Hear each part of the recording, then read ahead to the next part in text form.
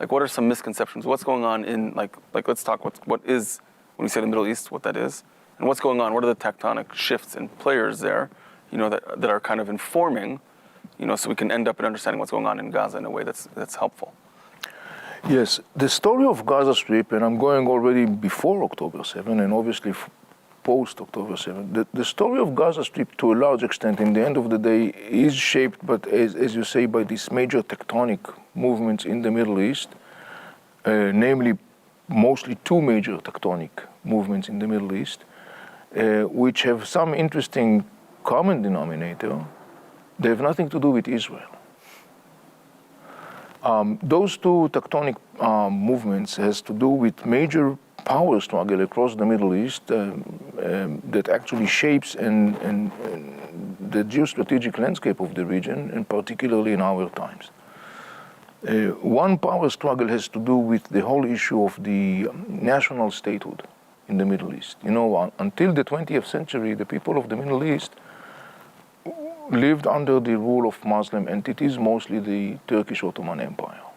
And when it comes to an end, following WW1, the people of the region were introduced to the concept that is called national statehood. And right there, from the beginning, there was a big conflict evolving among the people of the region, what to do with this alien creature. What is that? And so you got different camps in the Arab and the Muslim world engaged in this political power struggle, political, ideological, emotional, cultural power struggle vis-a-vis the issue that is called national statehood. And one of the major camps involved in that, for example, is the Islamic camp, and its most well-known representative, the Muslim Brotherhood, that were established in Egypt in the 1920s, who totally and utterly rejects the concept of national statehood. Basically saying this is a Western Christian concept, it's totally alien to Islam, this is not our path. We envision the creation of a caliphate, a global entity that will be run according to the Islamic religious law. How's that connected to the story of Gaza? The Muslim Brotherhood were established in Egypt in the 1920s. 60 years later, Hamas was born in Gaza Strip in the 1980s. And Hamas formally defines itself as the offspring of the Muslim Brotherhood. So ideologically, Hamas is coming from the hub of the camp in the Muslim and Arab world who rejects the concept of an independent statehood. And I want to pause here for a second, because it's important. I think I know where, I'm going to let you say it, but I think I know what you're about to say is, what are the implications of that they reject this idea of nationhood, that Hamas does?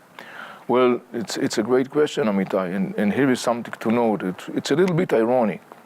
There are circles today in the West that chant the slogan, from the river to the sea, Palestine will be free. They think that by echoing that, they are basically echoing Hamas' objective. They are wrong. That is not Hamas' ultimate objective. Hamas wants to establish, as a first step, a Palestinian state that will be built upon the ruins of the state of Israel, because Hamas, being part of the Muslim Brotherhood, totally rejects the existence of the state of Israel. But for Hamas, the final objective is not a Palestinian state. For Hamas, the final objective is a caliphate.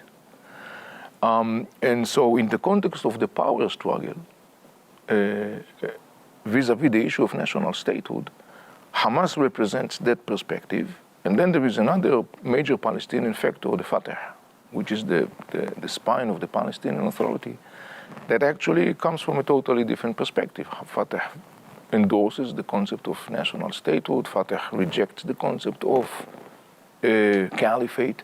Fatah doesn't think that people should live their life according to the Islamic religious law. It should be an individual decision, but not any, compulsory one. And so you see that there is this inner power struggle between these two major Palestinian factors, that they are fighting over leadership of the Palestinian people. And who will dictate the agenda on the trajectory of the Israeli-Palestinian conflict. And in 2007, that power struggle came to a massive collision when Hamas crushed the rule of the Palestinian Authority in Gaza Strip and actually established in Gaza Strip a mini Islamic emirate, according to Hamas' outlook. And that mini Islamic emirate, in its turn, became also a launching pad for the increasing attacks on the state of Israel, because Hamas, ideologically and operationally, vows to eliminate the state of Israel. Hamas is not willing to recognize Israel's right to exist. Hamas vows to eliminate the state of Israel. Not so many people in the West know that, but here is another intelligence component. In September 2021, Hamas held a conference in Gaza Strip. The conference was titled as the Wa'id al-Akhirah. It's a term in Arabic which means the end of days. And the conference was discussing the question, what should be done with the Jews in Israel after the state of Israel will be eliminated? Some articles in this document that was produced following this conference, Article 15, Article 16, basically talking about a genocidal agenda. And one of the interesting things about it, that there were some Arabs in the Arab world that felt not so comfortable with this document. It was interesting to see that. But here is something that totally was, not present in the discussion, in the Western discussion vis-a-vis Gaza. So you got one major tectonic power struggle vis-a-vis the issue of national statehood. You got an inner power struggle between the Palestinians. It has nothing to do with the state of Israel per se. Yeah. And then you got another major power struggle, tectonic one, and this is the power struggle between Shiite and Sunnis in the Muslim world. Probably know, majority of the Muslims are Sunnis, about 85%. Minority are Shiites. There is a bitter rivalry between those two camps, though they are both. This is generally speaking, not necessarily. This is general speaking. Yeah. The Muslim world, and this rivalry was further boosted following the rise to power in 1979 of the Mullah regime in Tehran. These are the Shiite regime. Iran became the Shiite theocracy. And that regime has a very revolutionary, and I would even say apocalyptic outlook of mankind and trajectory of mankind.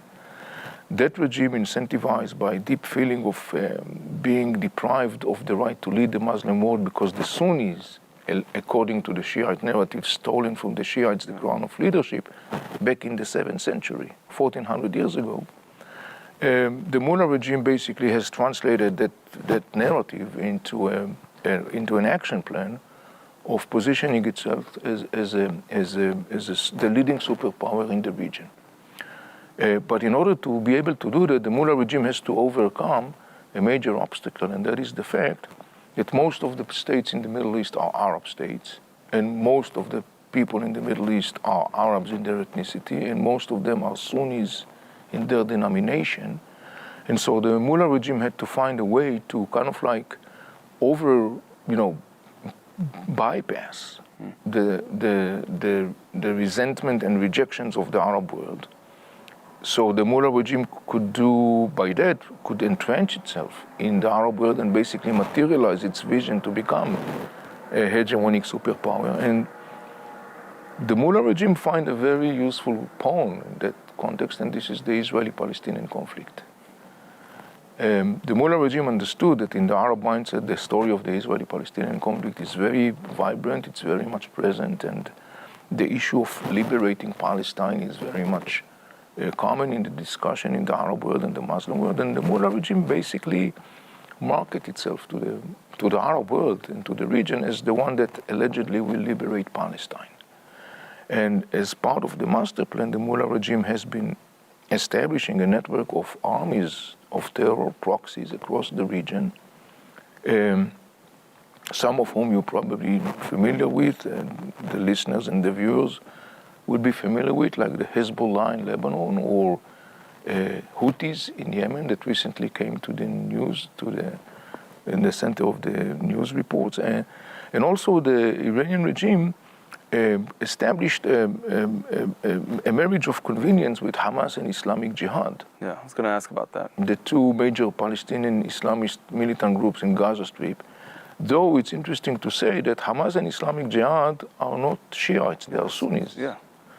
And so the explanation, what brings together Hamas and Islamic Jihad and the Iranian regime together under the banner that is called the Axis of Resistance, The explanation is that they all vote to eliminate the state of Israel through the use of military power. So here you got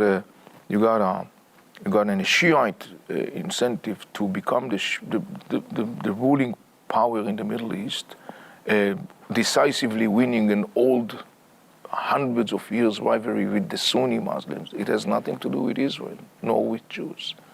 Now you got the Shiite and regime in Iran and Hamas and Islamic Jihad who are getting in a marriage of convenience, because in order to continue and entrench itself in the Arab world, the mullah regime needs that the Israeli-Palestinian conflict will escalate.